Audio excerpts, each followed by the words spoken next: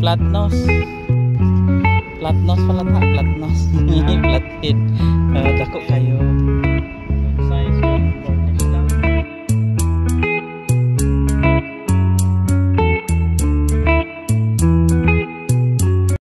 Hello mga lodi, kumusta kayong lahat dyan? At ayan, punta tayo ngayon sa Abu Dhabi, Corniche kasi mangingisda tayo guys, mag-fishing tayo kasama ang aking bunso, ang aking kapatid na si Richard. Ayan tignan mo, nag-Harley kami guys para mas mabilis yung pagpunta namin at pagpa-uwi kasi bukas may trabaho pa itong kapatid ko at ako naman ay naghahanap pa ng trabaho, kaya higit umabot na ako dito ng isang buwan mahigit dito sa Abu Dhabi mga kalodi. Kaso nga lang wala pa tayong nahanap na trabaho.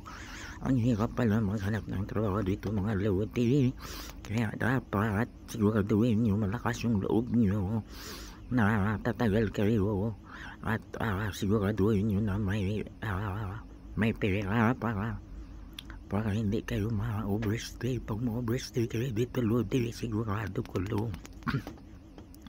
Makukulong pa kayo, makabayad pa kayo ng malaki, kaya siguraduhin nyo na meron kayong kakilala dito bago kayo pupunta. Kapatid, ganyan, family, relatives, ganyan, at least may tutulong sa iyo mga lodi, kasi ang hirap talaga lodi maghanap ng trabaho dito lodi, lalo na ngayon na bakasyon ang mga tao dito mga lodi. Ang hirap maghanap ng trabaho, kaya tuloy lang. Ayan, dito na kami sa fishing area. Ayun, namimingwit na kami mga lodi para meron kami mga maulam mamayang gabi. Ayan, yun lang ginagawa namin mga lodi pagkatapos ng duty ng kapatid ko lodi.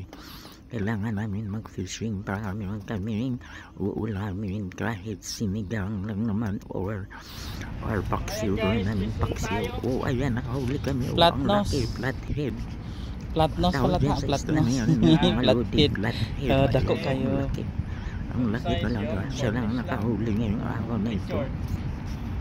Pero ako wala akong huli kahit isa. Ayan, tingnan mo, tinatanggal na yung sa hirap ng dito, sitwasyon dito sa Abu Dhabi. Plaisa. Kailangan mo talaga maging hanap ko ng paraan para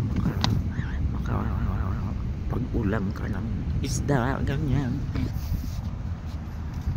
Guys, naka-flathead si